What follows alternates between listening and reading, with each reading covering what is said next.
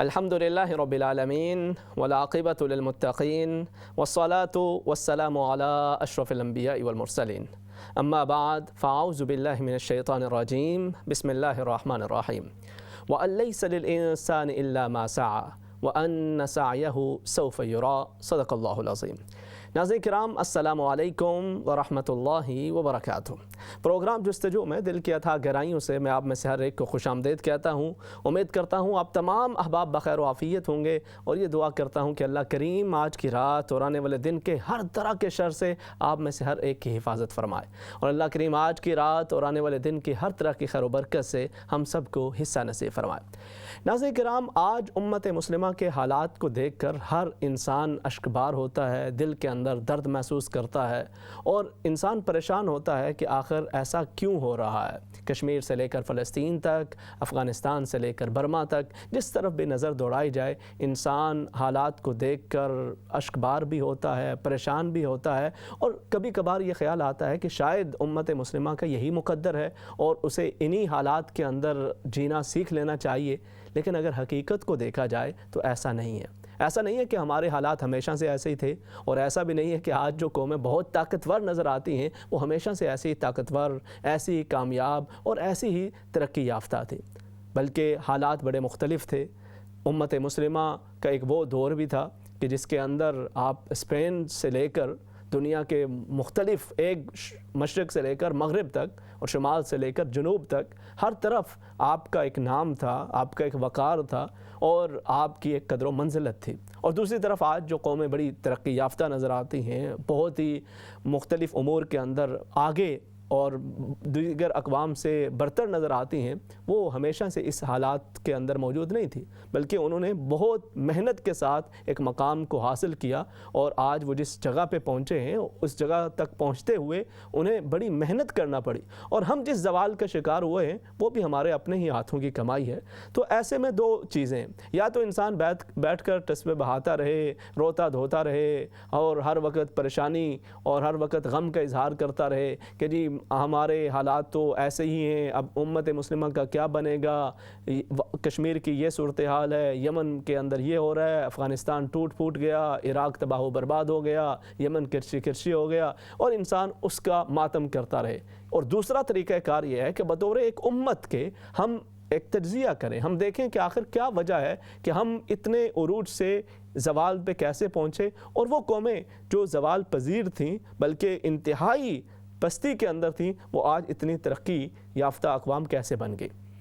اس کی ایک مثال لے لیتے ہیں، اگر ہم اسرائیل ہی کی بات کر لیں تو آج اسرائیل کا ایک وقار ہے، ایک اس کا نام ہے، اور دنیا کے اندر اگر ہم دنیاوی ترقی کے حوالے سے دیکھیں تو اس کا ایک لیڈنگ رول ہے۔ مختلف جو بڑے بڑے سائنسدان ہوں، سائنٹیفک ریسرچ ہوں، اسی طرح سے دنیا کے دیگر امور کے اندر کامیابی کی بات کو دیکھیں تو اس کے اندر ہمیں اسرائیل کا ایک اہم کردار نظر آتا ہے۔ مگر ہمیشہ سے یہ حالات ایسے نہیں تھے۔ ایک تو ہمیں بھی معلوم ہے کہ یہ اس کی جو ہسٹری ہے یہ 70-80 برس پرانی ہے، اس سے زیادہ پرانا تو اس کا وجود ابھی یہ جو نیا وطن جو معرض وجود کے اندر آیا یا جس کو بنایا گیا خاص طور کے اوپر،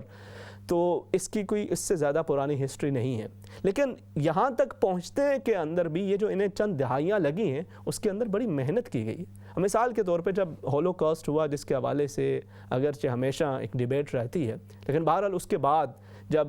مختلف ممالک کے اندر لٹے پٹے جو یہودی تھے وہ پہنچے، تو اس میں سے جب امریکہ کے اندر یہ لوگ پہنچے تو وہاں پہ امریکہ کے اندر ان کا کوئی استقبال نہیں کیا گیا تھا، انہیں ویلکم نہیں کیا گیا تھا، بلکہ وہاں پہ پبز کے اندر، اسی طرح سے پبلک پلیسز کے اوپر، کہیں پر پارکس وغیرہ کے اندر یہ لکھا ہوا ہوتا تھا کہ the dogs and Jews are not allowed here۔ ایک وہ وقت بھی تھا، اور اب اس وقت ایک طریقہ کار یہ تھا کہ وہ اس وقت احتجاج کرتے، توڑ پھوڑ کرتے، اپنے حقوق کی بات کرتے، لیکن اس وقت ان کا جو سب سے بڑا چیف ربائی تھا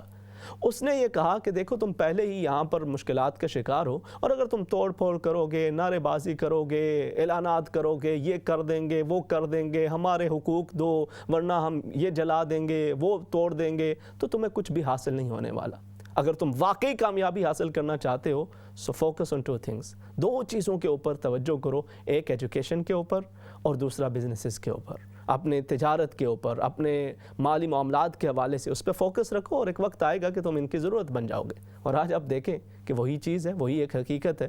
کہ جہاں پر اگر آج ایک تو وہ وقت تھا کہ جب ان کو ویلکم نہیں کیا جاتا تھا، اور ایک آج کی بات ہے کہ اگر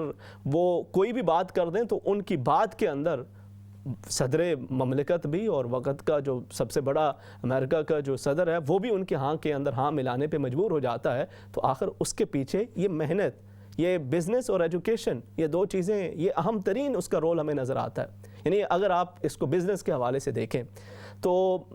اسرائیل کو ایک سٹارٹ اپ نیشن بھی کہا جاتا ہے. اس کے حوالے سے باقاعدہ ریسرچ بھی ہیں، مختلف بکس بھی اویلیبل ہیں. سٹارٹ اپ بزنس ایک ایسا بزنس ماڈل ہوتا ہے کہ جس کے اندر کوئی نئی پروڈکٹ یا پھر کوئی نیا آئیڈیا مارکیٹ کے اندر لایا جاتا ہے.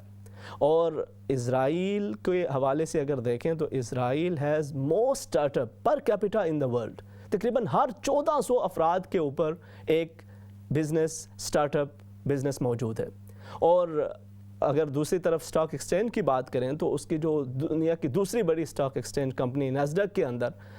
یو ایس اے کے بعد سب سے زیادہ کمپنیز اسرائیل کی رجسٹرڈ ہیں.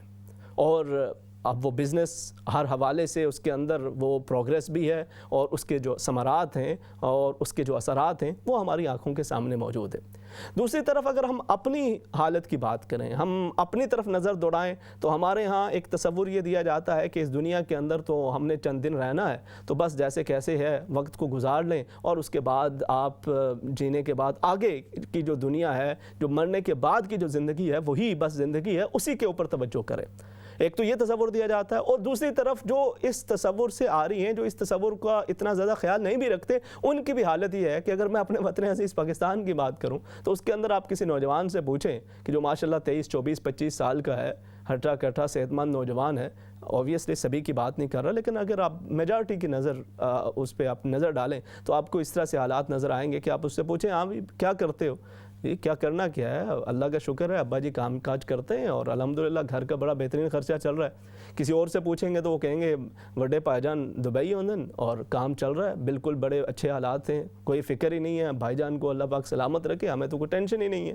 اور کسی سے پوچھیں وہ کہیں گے جی تایا جان وہ امریکہ میں ہوتے ہیں اور الحمدللہ بڑا بہترین گزارا ہو رہا ہے، ہمارا تو صبح و شام ہمیں تو کوئی فکر ہی نہیں ہے. کوئی کہے گا کہ جی میرے چاچا جان وہ یو کے میں ہوتے ہیں اور الحمدللہ ہمیں تو کبھی ٹینشن ہی نہیں ہوئی، بالکل ہر طرح کی آسانیاں ہیں، معاملات کا پتہ ہی نہیں چلتا، ہمیں تو مہنگائی ہو یا سستائی ہو ہمیں اس سے کوئی فرق نہیں پڑتا، ہر طرح کی سہولت موجود ہے. یعنی کوئی نہ کوئی کسی نہ کسی کے اوپر ڈیپینڈ ہے. اور اگر وہ لوگ بھی اچھا پھر اس میں بھی یہ ہوتا ہے نا کہ بھئی اگر آپ کو سپورٹ آ بھی رہی ہے، آپ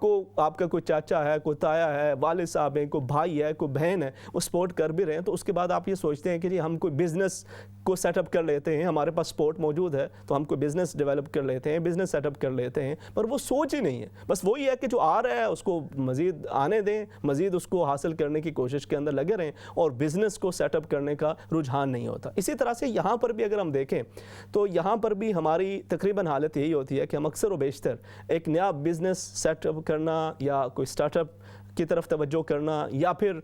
کچھ نئی بزنس اپرچونٹیز کی طرف توجہ کرنا، کم ہی اس کی طرف رجحان ہوتا ہے. زیادہ سے زیادہ یہی ہوتا ہے کہ ہمیں بس ایک جاب ملی ہوئی ہے اور ہم اس جاب کے اوپر اپنی محنت کرتے ہیں، مشقت کرتے ہیں اور پوری زندگی اسی کے اندر گزار دیتے ہیں. ٹھیک ہے، اس کے حلال کمانے کا ایک طریقہ کار ہے، آپ اس کے لیے کوشش کرتے ہیں، اللہ رب العزت اس کے اندر بھی برکتیں عطا فرمائے. مگر یہ ایک ڈفرنس ہے، ایک سوچ کا، ایک تھنکنگ کا اور سوچ کا ایک فرق ہے. اور اس کے اندر جہاں پہ ہمارا کچھ کلچر شامل ہے، وہیں پر ہماری جو ایک مذہبی سوچ جو ہمیں دی جاتی ہے، جو کہ اگرچہ وہ سوچ نہیں ہے کہ جو نبی کریم صلی اللہ علیہ وسلم نے یا اللہ رب العزت نے قرآن حکیم کے اندر ہماری اس طرح سے تربیت فرمائی ہو یا رہنمائی فرمائی ہو، لیکن یہ ایک سوچ، وہ کہتے ہیں جب تک کوئی مذہبی رہنما وہ خود مالی طور پہ کمزور ہوتا ہے نا تو وہ یہی ایک توجہ دے رہا ہوتا ہے، اس کا یہی میسج ہوتا ہے کہ جی سکندر جب گیا دنیا سے دونوں ہاتھ خالی تھے، کچھ بھی پاس نہیں تھا، تم نے بھی جانا ہے کچھ بھی پاس نہیں ہوگا. یہ تو سکھایا جاتا ہے کہ جب دنیا سے گیا تھا تب دونوں ہاتھ خالی تھے، مگر جب وہ رہا ہے کس شان سے رہا ہے، کس طرح سے اس نے دنیا پہ حکومت کی ہے، چند برس کی زندگی گزاری ہے اور صدیوں کے بعد بھی اس کا نام موجود ہے، تو اس کی وجہ کیا ہے؟ وہ جینے کے انداز نہیں سکھائے جاتے، مرنے کے بعد کی بات اسی کی طرف توجہ کی جاتی ہے. اور اگر خود اپنا بزنس سیٹ اپ کر لیا جائے، ڈیولپ کر لیا جائے، تو اس کے بعد پھر بزنس کے فضائل شروع ہو جاتے ہیں، جبکہ ہمیں دین بہرحال بنیادی طور پہ یہی درس دیتا ہے کہ ربنا آتنا فی الدنیا حسنہ. اللہ رب العزت نے اس زندگی کو اور اس دنیا کے اندر انسان کو بھیجا ہے تو زندگی گزارنے کے لیے جتنے بھی حلال ذرائع ہیں اس کو کمانے کی، اس کو بہتر سے بہتر کرنے کی ترغیب بھی دلائی ہے۔ پہلی دعا یہ ہے کہ الہ العالمین میری اس دنیا کو میرے لیے بہتر کر دے، وفی الآخرۃ حسنہ، اور آخرت کو بھی بہتر کر دے، عذاب جہنم سے میری حفاظت فرما۔ تو اس دنیا کا جو اصول اللہ رب العزت نے ہمیں دیا ہے وہ کیا ہے؟ فرمایا وَأَن لَيْسَ لِلْإِنسَانِ إِلَّا مَا سَعَى، انسان کو وہی کچھ حاصل ہوتا ہے جس کے لیے وہ تگ و دو کرتا ہے۔ وَأَنَّ سَعْيَهُ سَوْفَ يُرَىٰ، ہاتھ پہ ہاتھ دھرے بیٹھنے سے چیزیں حاصل نہیں ہو جایا کرتی، بلکہ اس کے لیے آپ کوشش کرتے ہیں، اور جو کوشش کرتے ہیں اس کا پھل انسان کو ملا کرتا ہے۔ اور کتنے ہی ماشاءاللہ ایسے لوگ ہیں ہمارے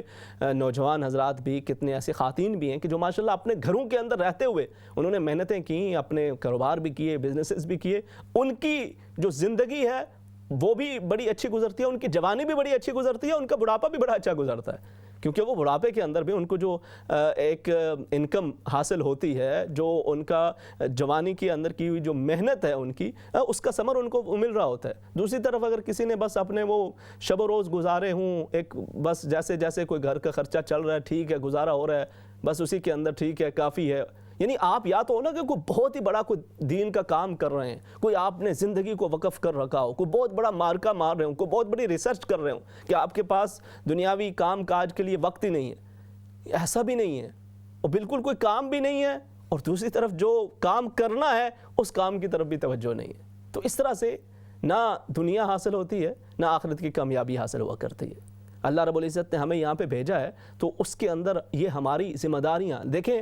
اللہ کا محبوب بننا، ایک ہے اللہ سے محبت کرنا، اس کی بڑی عظمت، بڑی شان ہے، اور ایک یہ ہے کہ آپ اللہ کے محبوب بن جائیں۔ اللہ کا محبوب بننے کے مختلف طریقے ہیں، اور ان میں سے ایک طریقہ کیا ہے کہ الکاسب حبیب اللہ، محنت کرنے والا اللہ کا محبوب بن جایا کرتا ہے۔ آپ محنت سے کمائی کرتے ہیں، اپنے بچوں کو کھلاتے ہیں، اپنے اہل خانہ کی، اپنے فیملیز کی، اپنے ارد گرد کے لوگوں کی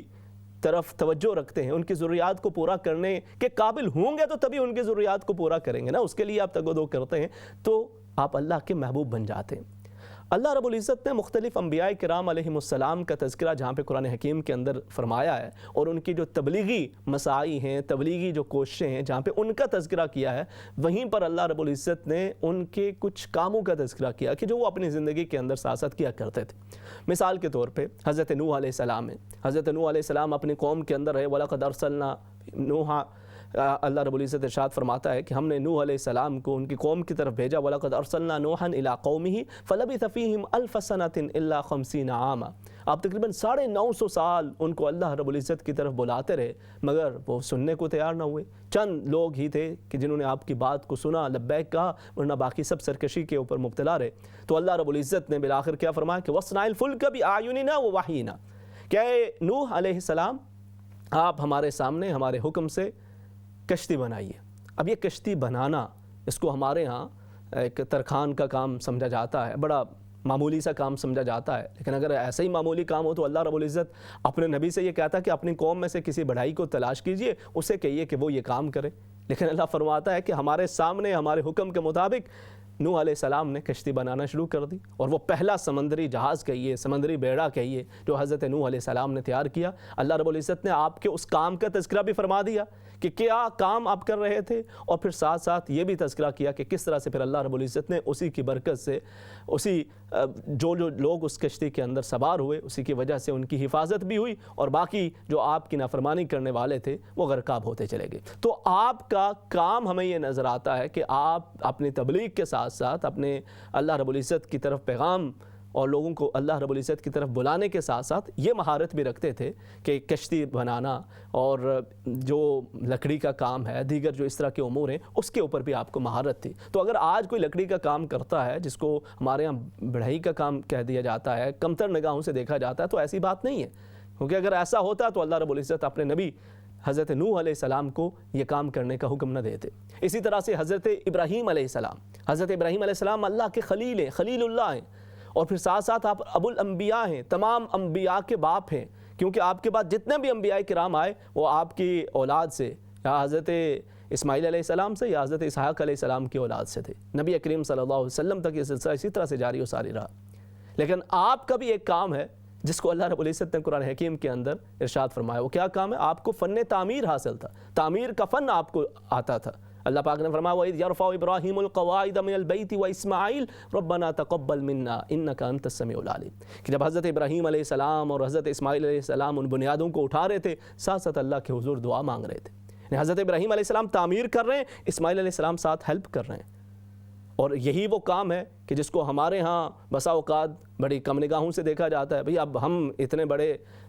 خاندان سے ہمارا تعلق اور ہم یہ تعمیر کے کاموں میں پڑ جائیں، ہم جا کے کسی کو اینٹیں اٹھا کے دے رہے ہوں، اینٹیں لگائیں، گارا بنائیں، یہ ہمارا کام تھوڑی ہے۔ لیکن اللہ رب العزت نے اپنے خلیل کو یہ حکم دیا کہ آپ یہ عمل کیجئے، اور ظاہر آپ کو اس کی مہارت تھی، وہ فن آپ کو معلوم تھا، تو آپ وہ کام بجا لا رہے تھے۔ اور پھر اس میں ایک بڑا خوبصورت واقعہ ہے کہ حضرت اسماعیل علیہ السلام کو حضرت ابراہیم علیہ السلام یہ بتاتے کہ یہ پتھر دیجئے، وہ پتھر لاتے، اور خاص طور پہ جب آپ حجر اسود کے قریب پہنچے تو حضرت اسماعیل علیہ السلام سے فرمایا کہ جا کے کوئی اچھا سا خوبصورت سا پتھر تلاش کر کے لائیے کہ جو جہاں پہ لگایا جائے اور طواف کرنے والوں کو معلوم ہو کہ ان کا ایک چکر مکمل ہو چکا۔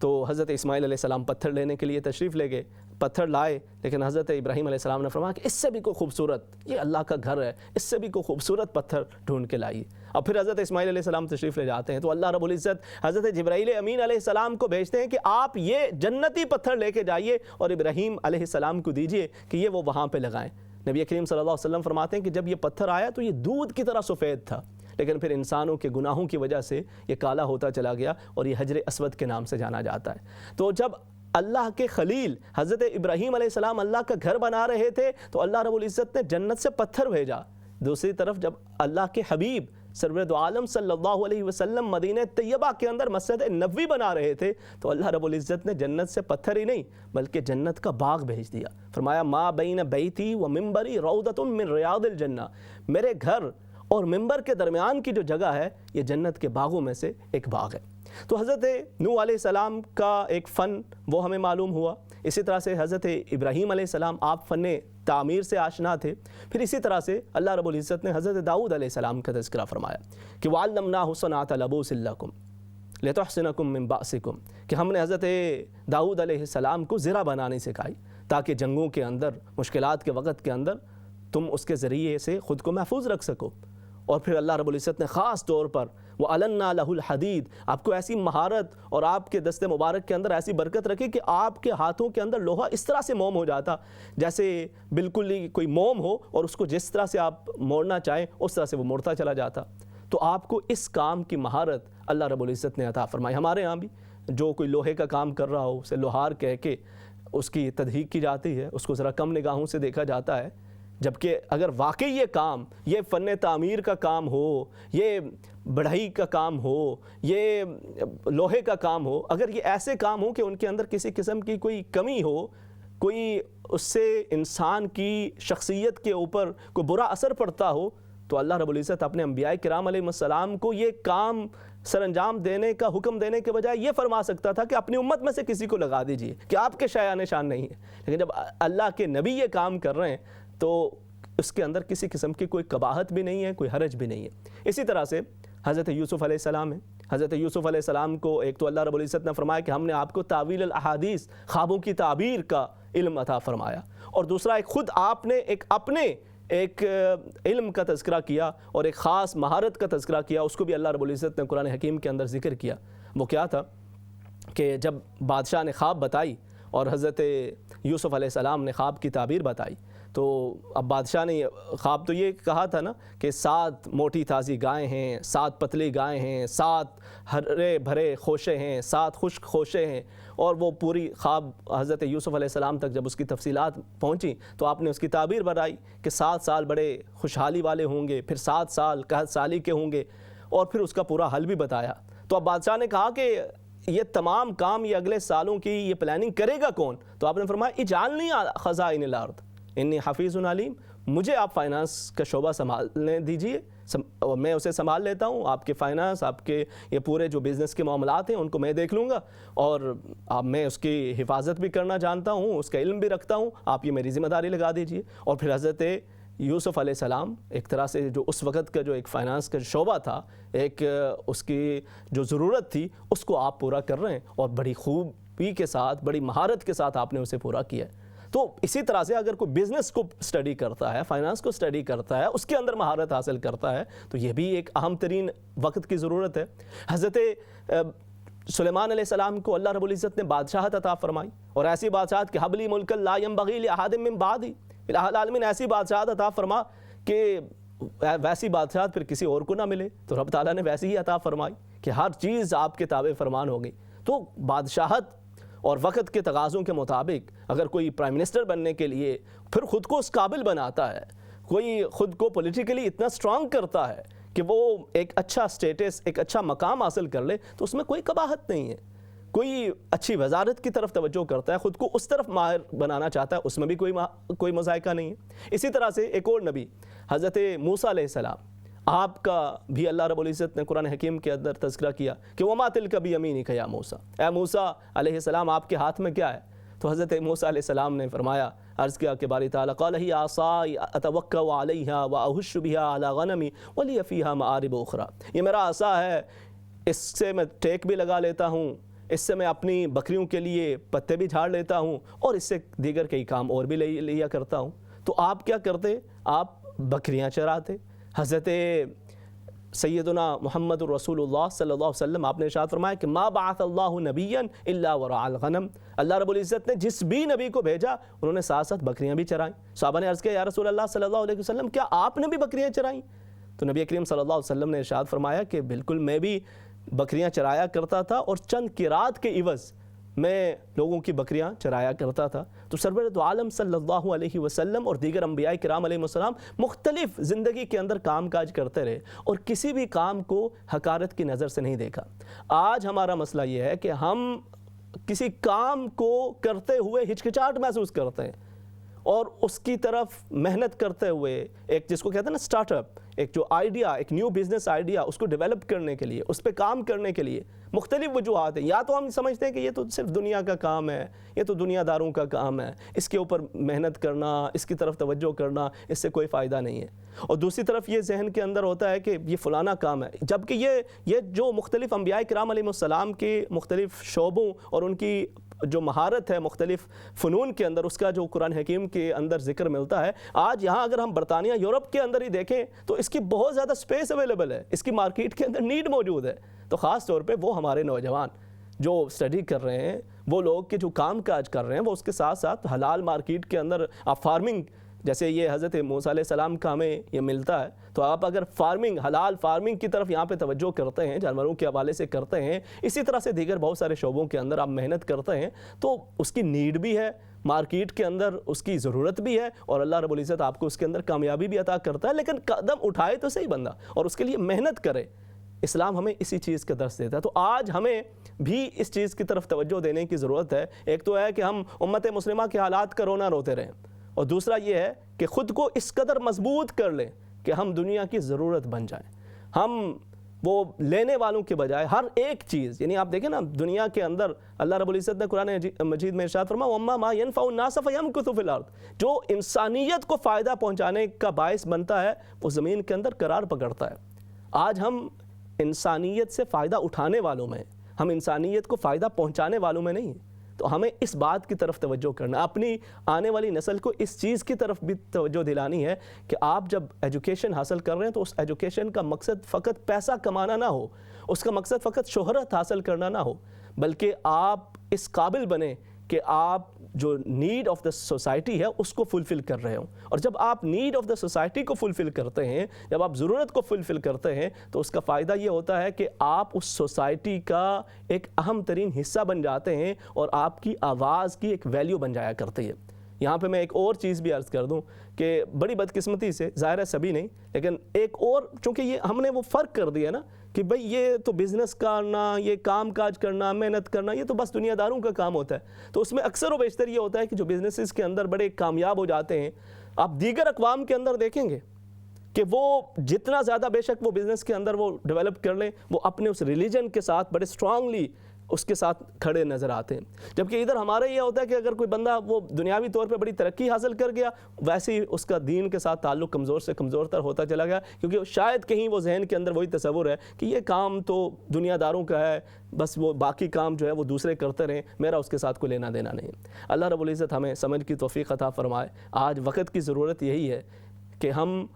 دنیا کے مختلف امور کے اندر اور ہر وقت کے اندر مختلف مسائل ہیں، ان مسائل کا حل کرنے والے بنیں۔ اللہ رب العزت امت مسلمہ کو پھر سے کھویا ہوا وقار عطا فرمائے، آمین۔ وقفے کے بعد آپ کی کالز کو شامل کرتے ہیں۔ السلام علیکم ورحمۃ اللہ وبرکاتہ۔